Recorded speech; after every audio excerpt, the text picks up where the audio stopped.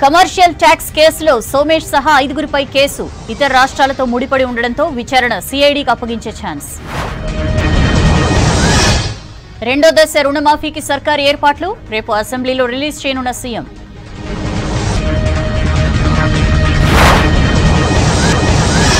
విద్యుత్ కొనుగోళ్ల పేరుతో కోట్ల దోపిడీ. దోషుల్ని విడిచిపెట్టేది లేదన్న రేవంత్ రెడ్డి.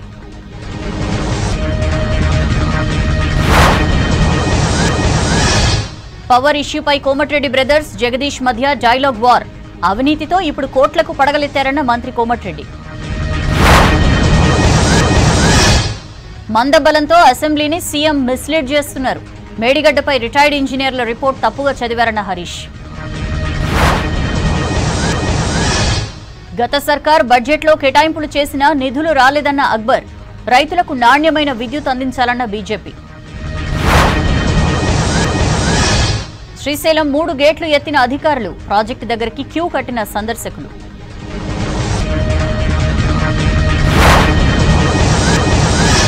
నోట్ల రద్దు, జీఎస్టీతో చక్రబంధంలో పేదలు. ట్యాక్స్ టెర్రరిజంతో వ్యవస్థ ఆగమన్న రాహుల్. ఢిల్లీ కోచింగ్ సెంటర్ ఇష్యూపై ఉభయ సభల్లో చర్చ. కేంద్ర హోంమంత్రిత్వ శాఖతో విచారణ చేయాలన్న బీజేపీ. ఒలింపిక్స్ విజేత మను భాకర్ కు విషెస్. దేశం ఉప్పొంగుతోందని మోదీ కామెంట్.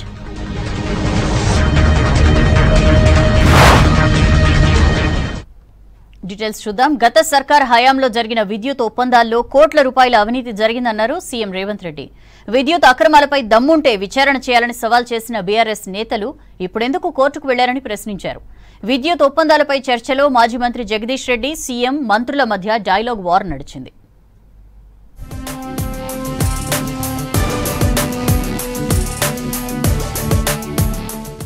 ఐదో రోజు అసెంబ్లీలో విద్యుత్ రంగంపై అధికార ప్రతిపక్ష సభ్యుల మధ్య హాట్ గా డిస్కషన్ జరిగింది. విద్యుత్ ఒప్పందాల విషయంలో సత్య హరిశ్చంద్రుడి తర్వాత కేసీఆర్ అన్నట్లు బీఆర్ఎస్ ఎమ్మెల్యే జగదీష్ రెడ్డి మాట్లాడారని ఎద్దేవా చేశారు సీఎం రేవంత్ రెడ్డి. అసెంబ్లీలో voting of demands for grant పై చర్చలో మాట్లాడిన సీఎం ఛత్తీస్గఢ్, యాదాద్రి, భద్రాద్రి అగ్రిమెంట్లపై జగదీష్ రెడ్డి ఎంక్వైరీ అడిగారని అన్నారు. ఎంక్వైరీ కమిషన్ ముందుకు వచ్చి వివరాలు ఇవ్వాలని కోరితే కేసీఆర్ కమిషన్ పైనే ఆరోపణలు చేశారని విమర్శించారు రేవంత్ రెడ్డి. ఈ తప్పుడు పనుల మీద ఇవన్నీ ఎవరికి తెలియదు అనుకుని అక్కడి నుంచి నిలబడి బుకాయించారు. బుకాయిస్తే నేను లేచి, అయ్యా మరి మీరు ఇంత నిజాయితీ పరులు కదా, సత్యహరిచంద్రుని సొంత తమ్ముళ్ళు కదా, మీరు కమిషన్ మీదనే ఆరోపణలు చేసి కమిషన్కు వ్యతిరేకంగా కోర్టుకు పోయారు అధ్యక్ష. ఏమని? అసలు విచారణే వద్దని.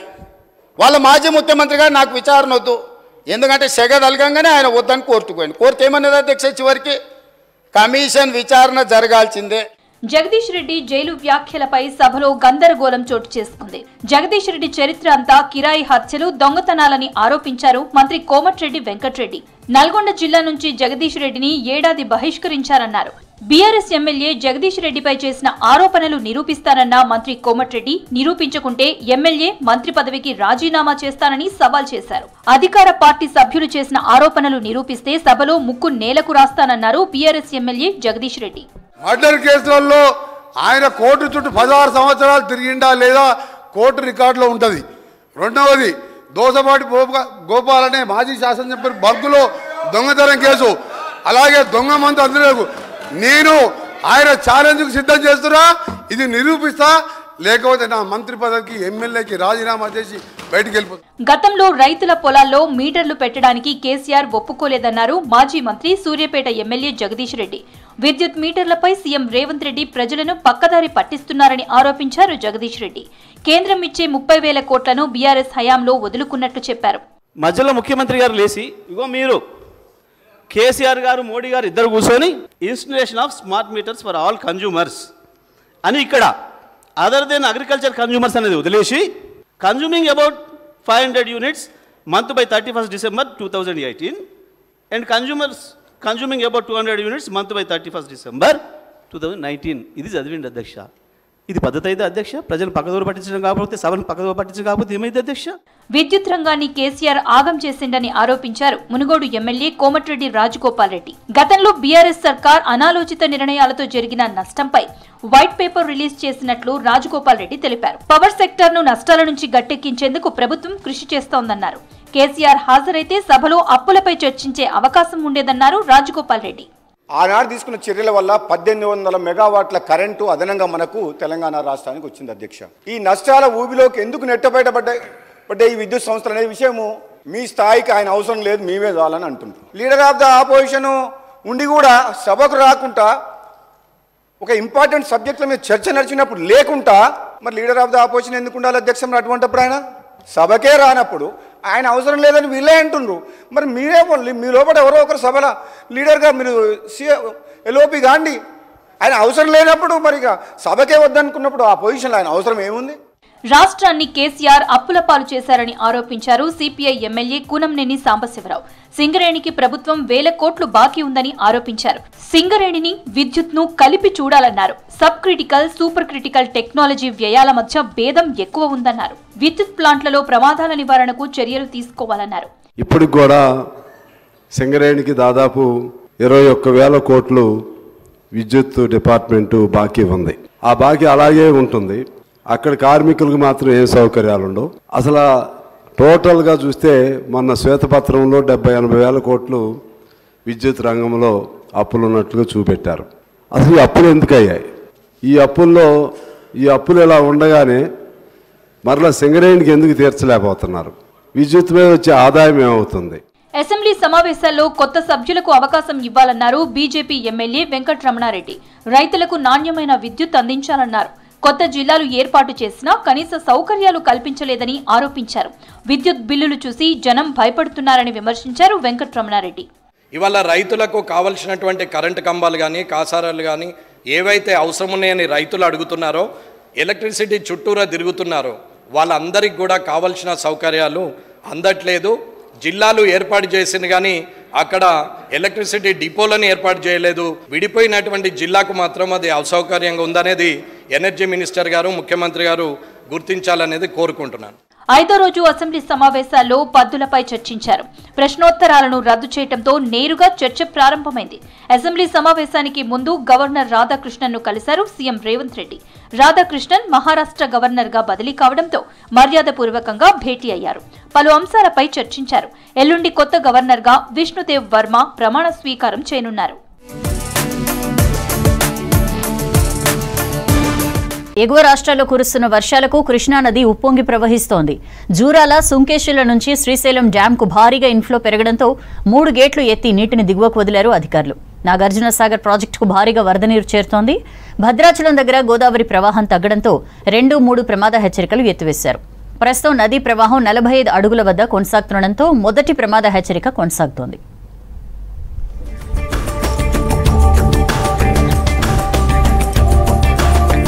కర్ణాటకలో కురుస్తున్న భారీ వర్షాలతో కృష్ణమ్మ ఉధృతంగా ప్రవహిస్తోంది.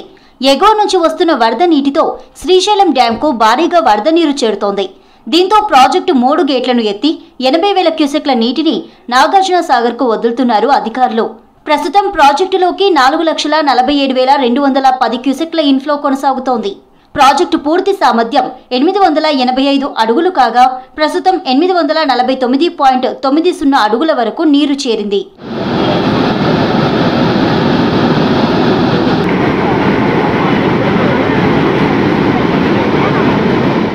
ఎగువన కురుస్తున్న వర్షాలకు నల్గొండ జిల్లాలోని నాగార్జున సాగర్ ప్రాజెక్టుకు భారీగా వరద నీరు చేరుతోంది. ప్రాజెక్టు 54,438 క్యూసెక్ల ఇన్ఫ్లో ఉండగా దిగువకు 6,744 క్యూసెక్ల నీటిని విడుదల చేస్తున్నారు అధికారులు. ప్రాజెక్టు పూర్తి స్థాయి నీటి మట్టం 590 అడుగులు కాగా ప్రస్తుత నీటి మట్టం 511 అడుగులకు చేరింది. అటు సాగర్లో ప్రస్తుత నీటి నిల్వ 134 టీఎంసీలుగా నమోదైంది.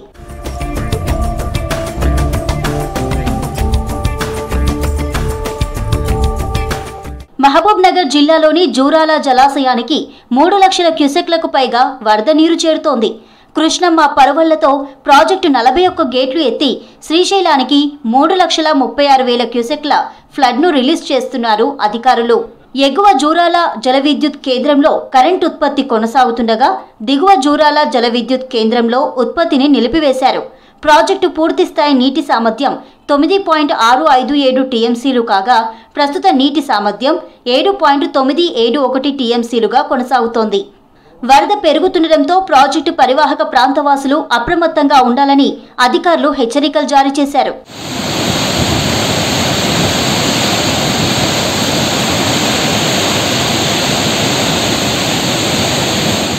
మహారాష్ట్ర నుంచి వస్తున్న భారీ వరదతో నిజామాబాద్ జిల్లాలోని శ్రీరామ్ సాగర్ ప్రాజెక్టు జలకలను సంతరించుకుంది.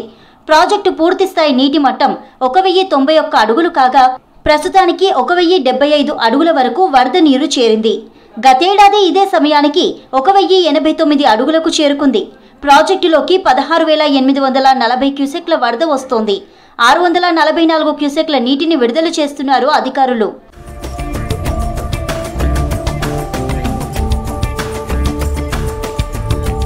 కరీంనగర్ జిల్లా లోయర్ మానేరు డ్యాంకు వరద నీరు చేరుతోంది. ప్రాజెక్టు పూర్తి స్థాయి నీటి మట్టం 920 అడుగులు కాగా ప్రస్తుతానికి 882 అడుగుల వరకు వరద నీరు చేరింది.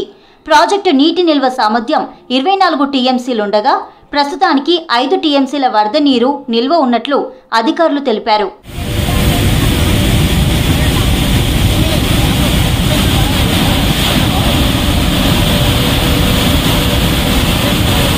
భద్రాద్రి కొత్తగూడెం జిల్లా భద్రాచలం దగ్గర గోదావరి వరద క్రమంగా తగ్గుతుంది. 2 రోజుల క్రితం 53 అడుగులకు చేరిన వరద క్రమంగా ప్రవాహం తగ్గడంతో 45 అడుగులకు చేరింది. దీంతో 2, 3 ప్రమాద హెచ్చరికలు ఎత్తివేశారు అధికారులు. ప్రస్తుతం నది వద్ద మొదటి ప్రమాద హెచ్చరిక కొనసాగుతోంది.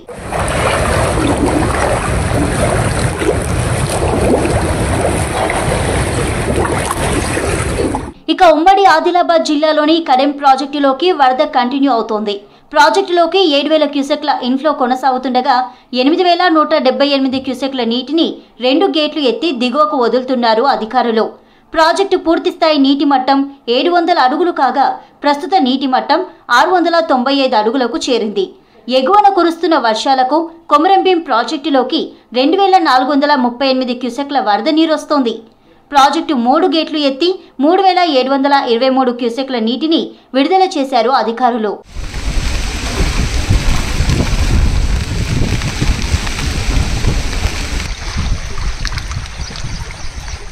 రాష్ట్రంలో మరో 2 రోజుల పాటు తేలికపాటి నుంచి మోస్తరు వర్షాలు కురిసే అవకాశం ఉందని వాతావరణ శాఖ తెలిపింది. రేపు ఎల్లుండి అక్కడక్కడ వర్షాలు పడే అవకాశం ఉన్నట్లుగా అంచనా వేసింది.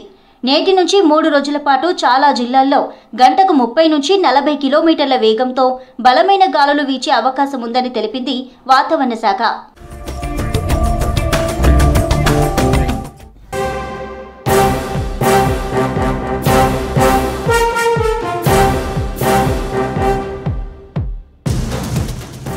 కమర్షియల్ ట్యాక్స్ స్కామ్ లో దర్యాప్తు వేగవంతం చేసేందుకు పోలీసు ఉన్నతాధికారులు భేటీ అయ్యారు. ఈ కేసును సిఐడికి బదిలీ చేసింది ప్రభుత్వం. ఇతర రాష్ట్రాలతో కూడా ఈ కేసు ముడిపడి ఉన్నందున సిఐడికి బదిలీ చేస్తూ ఉత్తర్వులు జారీ చేసింది. సైబర్ ఫోరెన్సిక్ డిపార్ట్మెంట్తోనూ విచారణ చేయించాలని నిర్ణయించారు.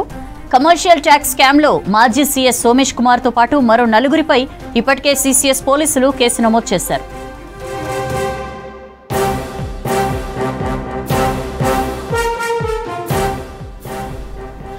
డీటెయిల్స్ తెలుసుకుందాం. ధనరాజ్ మనతో ఫోన్ లైన్ లో జాయిన్ అవుతున్నారు. ధనరాజ్, ఈ కమర్షియల్ ట్యాక్స్ స్కామ్ కి సంబంధించిన అప్డేటెడ్ ఇన్ఫర్మేషన్ ప్రకారం సిఐడికి బదిలీ చేస్తున్నట్లు తెలుస్తోంది. ఏంటి ఇన్ఫర్మేషన్? ఎస్ సౌజన్య, ఈ commercial tax input subsidy scam కేసును సిసిఎస్ నుంచి సిఐడికి బదిలీ చేస్తూ రాష్ట్ర ప్రభుత్వం నిర్ణయం తీసుకోవడం జరిగింది. అయితే ఈ కేసు సంబంధించి వ్యవహారాలు చూసినట్టయితే పలు రాష్ట్రాలతోటి ఈ కేసు ముడిపడి ఉన్నందున సిఐడికి బదిలీ చేయడం జరిగింది. అయితే ఇందులో చూసినట్టయితే 72 కంపెనీలకు ఇన్పుట్ సబ్సిడీ అందించడంలో కీలక పాత్ర పోషించినటువంటి మాజీ సిఎస్ సోమేష్ కుమార్ ఆయన పాత్ర కూడా ఇందులో ఉండడం ప్రధానమైనటువంటి చర్చకు దారి తీసిందని చెప్పొచ్చు. అంతేకాకుండా ఈ మొత్తం ఈ కేసుకు సంబంధించిన వ్యవహారాలు చూసినట్టయితే ఇతర రాష్ట్రాల్లో ఈ కంపెనీలు ఉన్నందున సిఐడి నేతృత్వంలోనే దర్యాప్తు చేయాలని కూడా రాష్ట్ర ప్రభుత్వంతో పాటుగా పోలీసు ఉన్నతాధికారులు కూడా భావించారు. ఈ కేసులో ఆంధ్ర, ఢిల్లీ, మహారాష్ట్ర, గుజరాత్, కర్ణాటక వంటి రాష్ట్రాలలో ఈ కంపెనీలకు సంబంధించినటువంటి వ్యవహారాలు కూడా కొనసాగాయి. అయితే తెలంగాణలోనే బీఆర్ఎస్ ప్రభుత్వం అధికారం ఉన్నటువంటి క్రమంలోనే ఈ జిఎస్టీకి సంబంధించిన లావాదేవీల వ్యవహారంలో భారీ ఎత్తున అంటే సుమారుగా 1400 కోట్ల అవినీతి జరిగినట్లుగా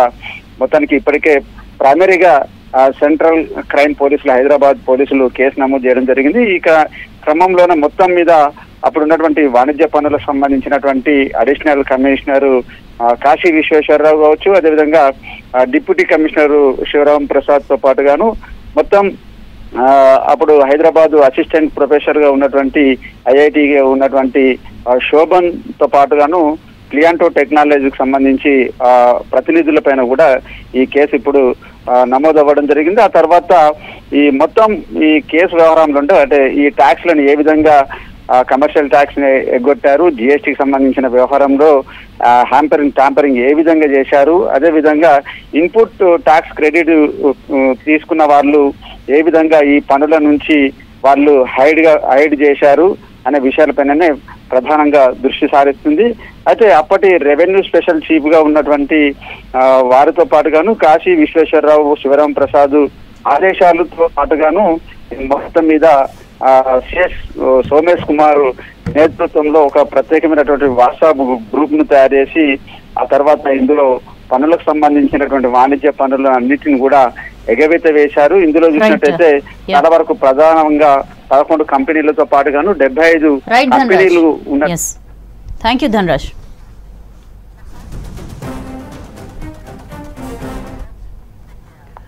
పార్లమెంట్ బడ్జెట్ సమావేశాల్లో అధికార ప్రతిపక్ష నేతల మధ్య మాటల యుద్ధం జరిగింది. ఎన్డీఏ ప్రభుత్వంపై రాహుల్ గాంధీ తీవ్ర విమర్శలు చేశారు. A1, A2ల రక్షణ కోసమే కేంద్రం పనిచేస్తోందని ఆరోపించారు. సభలో రాహుల్ గాంధీ బాధ్యతారాహిత్యంగా వ్యవహరించడం సరికాదన్నారు కేంద్ర మంత్రి రిజిజు.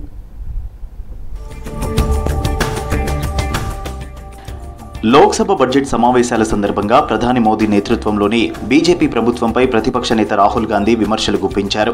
2024 బడ్జెట్ మధ్యతరగతి ప్రజలను మోసం చేసిందని ఆరోపించారు. లోక్సభలో కేంద్రం బడ్జెట్పై చర్చలో భాగంగా కేంద్రం తీరుపై ఫైర్ అయ్యారు రాహుల్. బీజేపీ ప్రభుత్వం ఆధునిక చక్రవ్యూహం నిర్మించి అందులో రైతులు, విద్యార్థులు, మధ్యతరగతితో పాటు ఇతర వర్గాల వారు చిక్కుకునేలా చేస్తోందని మండిపడ్డారు. चक्रव्यूह के बीच में 6 लोग हैं सर, चक्रव्यूह के बिल्कुल सेंटर में, चक्रव्यूह में हजारों लोग होते हैं सर, मगर उसके बिल्कुल सेंटर में 6 लोग कंट्रोल करते हैं. तो जैसे उस टाइम 6 लोग कंट्रोल करते थे वैसे आज भी 6 लोग कंट्रोल कर रहे हैं. चक्रव्यूह को नरेंद्र मोदी जी, अमित शाह जी, मोहन भगवत जी, अजीत दोवल जी, अंबानी और अदानी जी कंट्रोल कर रहे हैं. ట్యాక్స్ టెర్రరిజంతో దేశ ఆర్థిక వ్యవస్థ నాశనమైందన్నారు రాహుల్. A1, A2ల రక్షణ కోసమే కేంద్రం పనిచేస్తుందన్నారు. 10 ఏళ్లలో 70 సార్లు పేపర్ లీకులు అయ్యాయన్నారు. యువత కాళ్లు విరగొట్టి ఇప్పుడు ట్రీట్మెంట్ ఇవ్వాలని చూస్తున్నారని మండిపడ్డారు. బడ్జెట్లో అన్ని వర్గాలకు ప్రాధాన్యం ఉండాలన్నారు రాహుల్. पेपर लीक मैं आपको बताता हूं 10 साल में 70 बार हुआ है. अगर आप जानना चाहते हैं, 10 साल में 70 बार हुआ है. युवाओं के लिए पेपर लीक सबसे जरूरी मुद्दा है. उन्होंने एक शब्द नहीं कहा है पेपर लीक के बारे में, मगर जब अग्निवीरों की मदद करने की बात आती है, जवानों को पैसा देने की बात आती है, तो बजट में आपको 1 रुपया नहीं दिखाई देता. उनकी पेंशन के लिए 1 रुपया आपने नहीं दिया. లోక్సభలో రాహుల్ నిబంధనలకు మించి మాట్లాడిన విధానాన్ని ఖండిస్తున్నానని చెప్పారు పార్లమెంటరీ వ్యవహారాల శాఖ మంత్రి కిరణ్ రిజిజు. ప్రతిపక్ష నేతగా ఉండాల్సిన రాహుల్ బాధ్యత రాహిత్యంగా వ్యవహరించాడని విమర్శించారు. మోదీ పార్లమెంట్లో మాట్లాడేందుకు ప్రయత్నించినప్పుడు ప్రసంగానికి ప్రతిపక్ష నేత ఆటంకం కలిగించడానికి ప్రయత్నించడం సరికాదన్నారు రిజిజు. एक संवैधानिक जिम्मेदारी है प्रतिपक्ष का नेता बनना, तो जिम्मेदारी पद पर बैठ करके गैर जिम्मेदारी बात करना ये बहुत गलत बात है. देखिए, और आज बार बार राहुल गांधी जी ने स्पीकर को ही अटैक करना शुरू किया और बजट का चर्चा बजट के बारे में नहीं बात करके अनाप शनाप बातें कर रहे थे. అగ్నివీర్ చక్రాయుధంలో యువత చిక్కుకున్నారని, అగ్నివీరుల పెన్షన్ కు బడ్జెట్లో ఎలాంటి కేటాయింపులు జరపలేదని రాహుల్ గాంధీ లోక్సభలో చేసిన వ్యాఖ్యలపై రక్షణ మంత్రి రాజ్నాథ్ సింగ్ అభ్యంతరం వ్యక్తం చేశారు. అగ్నివీర్ పథకంపై దేశాన్ని తప్పుదారి పట్టించే ప్రయత్నాలు జరుగుతున్నాయని మండిపడ్డారు. విపక్ష నేత ఎప్పుడు కోరితే అప్పుడు సభ ముందు సమగ్ర ప్రకటన చేసేందుకు సిద్ధంగా ఉన్నానని చెప్పారు Rajnath Singh. That's all for now. Stay tuned.